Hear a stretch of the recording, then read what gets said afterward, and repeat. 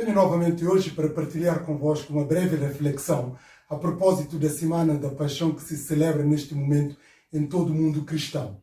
Procurarei centralizar mais a minha abordagem na importância cimeira que o templo representou na vida do Senhor Jesus Cristo durante toda a sua encarnação aqui na Terra. Tal como alguns certamente saberão, após o seu nascimento, ou seja, uma semana depois, o Senhor Jesus Cristo foi apresentado no templo. E a partir daí, o Senhor Jesus Cristo cultivou uma afinidade, um cordão umbilical com o templo até o fim do seu ministério. E nós vamos vendo isso mais de uma forma manifesta quando completou os 12 anos de idade. No momento quando perdeu com os seus pais, quando do regresso de Jerusalém para a Galileia. O Senhor Jesus Cristo estava ali no templo a discutir as grandes questões com os escribas e os fariseus sobre o reino de Deus. Os seus pais não compreenderam, o facto do Senhor Jesus Cristo estar ali porque tinham desencontrado com ele no regresso. Mas o Senhor Jesus Cristo usou uma expressão muito categórica a dizer: por que estaveis a me procurar? Não sabeis que eu deveria estar na casa do meu Pai? Ou seja, Jesus aqui demonstra desde logo o zelo para com as coisas sagradas, para com a casa de Deus, para com o Evangelho. E isto vai tornar ainda muito mais acentuado quando ele se apresentou aos 30 anos. Jesus Cristo deu-se a conhecer na sinagoga e depois também no templo. Mas nós vamos vendo essa ligação, ou seja, o Senhor Jesus Cristo estava permanentemente no templo e também nas sinagogas. Naturalmente que passou mais tempo do seu ministério nas regiões da Galileia, mas sempre que podia o Senhor Jesus Cristo estava no templo e procurava ensinar no templo, demonstrando todo o conselho de Deus. Mas que vai se desdobrando também, como eu disse, nas sinagogas. Apesar de tudo isto, apesar das situações adversas que o Senhor Jesus Cristo viveu, tanto na sinagoga como no templo, ele nunca, deixou de estar nestes dois lugares. Aliás, o Senhor Jesus Cristo confrontou várias situações de oposições, de conspiração, de tramóia, de contrariedades para, demovê-lo no seu intento de estar nas sinagogas e também no templo. Mas mesmo assim, o Senhor Jesus Cristo sempre esteve lá, porque soube dissociar aquilo que é a sua afinidade nas sinagogas e também no templo com Deus e daquilo que eventualmente é a leitura dos escribas e das autoridades judaicas, etc, etc. E nós vemos esta realidade no Senhor Jesus Cristo, o zelo, aliás, este mesmo zelo para a casa de Deus, que fez com que, ao quando da sua entrada triunfal em Jerusalém, ele procurou, logo o templo.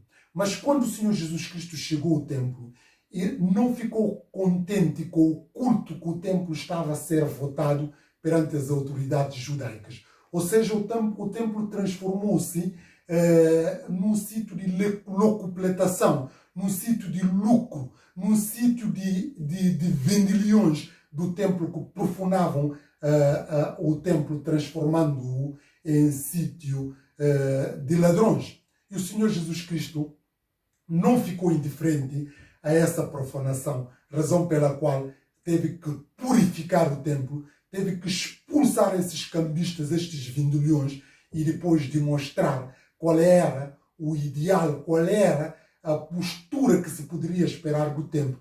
A minha casa, diz o Senhor Jesus Cristo, é a casa de adoração, mas vós os transformais no covis dos ladrões. O Senhor Jesus Cristo purificou ali o templo. Mas depois dessa purificação, o Senhor Jesus Cristo curou os enfermos, aqueles que estavam adoentados, aqueles que estavam a precisar da sua ajuda, do seu amor e da sua atenção. Ele fez ali milagres. Por isso aqui tem-se debatido muito essa postura do Senhor Jesus Cristo, a sua ligação com o templo, o seu zelo para com aquilo que são o reino de Deus. E tem-se, feito várias teorias. Alguns defendiam que Jesus Cristo encarnava uma perspectiva zelota, que procurava, nesta lógica, impor o reino de Deus, mesmo que seja necessário empreender a força e a violência. Outros, enfim, entendiam, davam outras leituras no sentido que Jesus Cristo, enfim, não empreendia a violência, mas sim não passava de um revolucionário que queria, enfim, contornar todo o sistema religioso que estava naquela altura. A meu ver, enfim, indo na mesma esteira do pensamento daquilo que o grande teólogo Ratzinger defende, julgo que este zelo do Senhor Jesus Cristo deve ser interpretado como o zelo do amor, o zelo de compaixão, o zelo pelo reino de Deus, o zelo pela paz, o zelo pela reconciliação dos homens para com Deus, o zelo, acima de tudo, do amor do Evangelho. Aliás, este mesmo zelo que nós vamos ver depois do Senhor Jesus Cristo purificar o templo, ele curou aqueles que precisavam de sua ajuda, demonstrou amor, demonstrou compaixão, demonstrou, enfim, a marca do seu Evangelho, que é libertar aqueles que estão cativos e sarar aqueles que estão doentes, é libertar aqueles que estão oprimidos, etc., etc., nas suas várias dimensões. E aqui é este zelo, enfim, que se espelha no próprio Salmo 69, o zelo da sua casa me consome. Ou seja, o zelo pelo reino de Deus, o zelo para ver cumprir a justiça de Deus aqui na terra, o zelo por engajar na obra de Deus, o zelo para fazer, para disponibilizar todos os talentos e os dons ao serviço da obra do Senhor, ao serviço do reino de Deus. É este zelo que o Senhor Jesus Cristo também demonstrou aos seus discípulos, demonstrou a todos aqueles que o professam como Senhor Salvador das suas vidas a fazer durante a sua peregrinação aqui na terra. Mas nós vemos, apesar dessa situação da purificação, apesar deste zelo do Senhor Jesus Cristo para com o templo, apesar de toda a entrega que o Senhor Jesus Cristo fez em relação ao templo, purificando-o de sacrilégio dos vendilhões do templo, o Senhor Jesus Cristo acabou por retirar deste templo, acabou por sair deste templo, porque este templo já não servia aquilo que se esperava dele. Por isso aqui nós podemos dizer, Icabod, a glória do Senhor foi-se daquele tempo, porque o próprio Senhor Jesus disse, pois vos garanto que não me voltarei a ver mais, até no dia que digás bendito que vem em nome do Senhor. Ou seja, o Senhor Jesus Cristo estava a inaugurar uma nova forma de relação entre os humanos e Deus. Por isso o Senhor Jesus Cristo saiu do templo. Esta saída não era uma saída qualquer, porque o Senhor Jesus Cristo sai para nunca mais voltar a entrar neste templo. Por isso logo nos primeiros versículos, capítulo 24, ele diz, estão a ver, disse aos seus discípulos, estão a ver toda esta grandiosidade, isto é o templo, proferiu sentença contra este templo. Diz, não ficará pedra sobre pedra, ficará tudo derribado.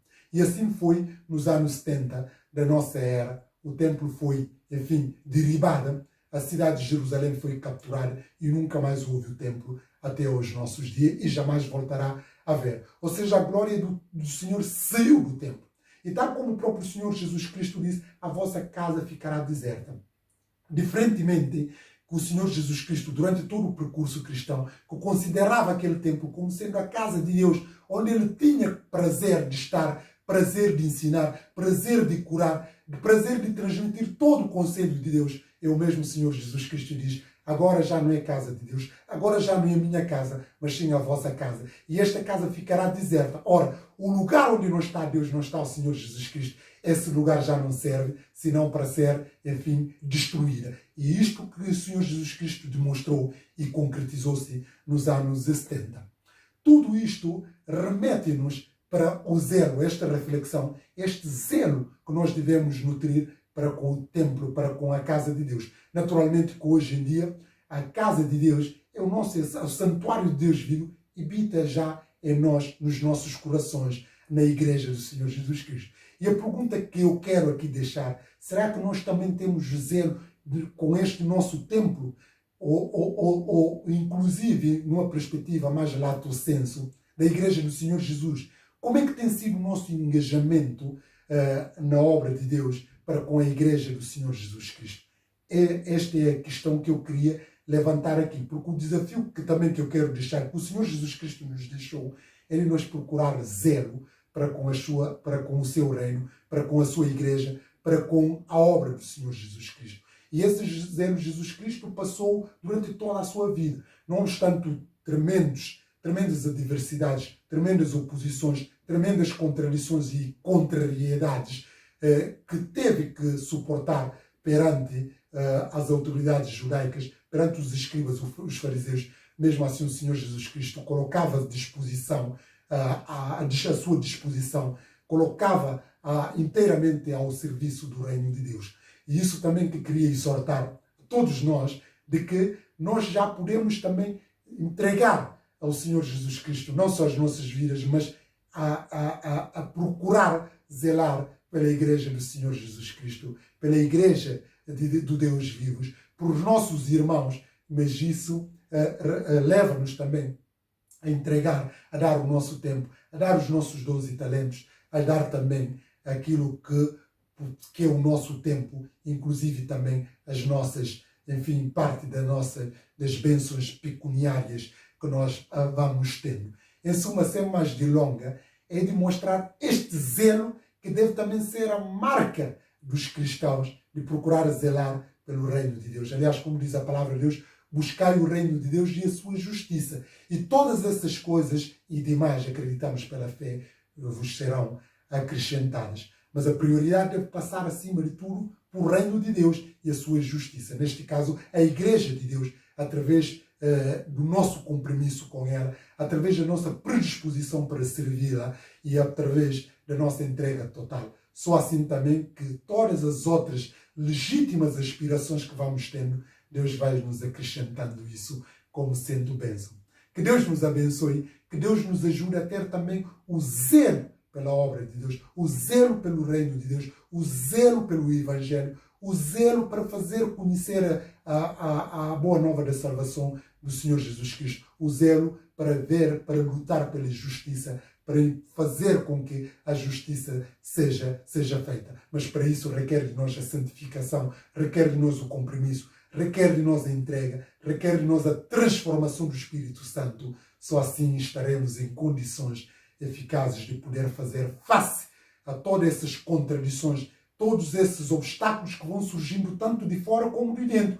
Porque nós sabemos também que a igreja continua a ser um sítio onde o diabo instrumentaliza muita gente, põe lá gente que estão ao seu serviço e às vezes também tenta confundir aqueles, inclusive, que são eleitos filhos de Deus, para baralhar, para obstaculizar a obra de Deus. Mas nós somos chamados para ter discernimento apurado, para fazer face a esta luta com a ajuda do Espírito Santo. Só assim que nós vamos vencer. Aliás, já somos vitoriosos por aquele que nos amou, porque já deixou a promessa. Por isso, este é o desafio também da nossa santificação, da nossa entrega, da nossa transformação, mas acima de tudo, da nossa rendição incondicional à mensagem, ao Evangelho do Senhor Jesus Cristo.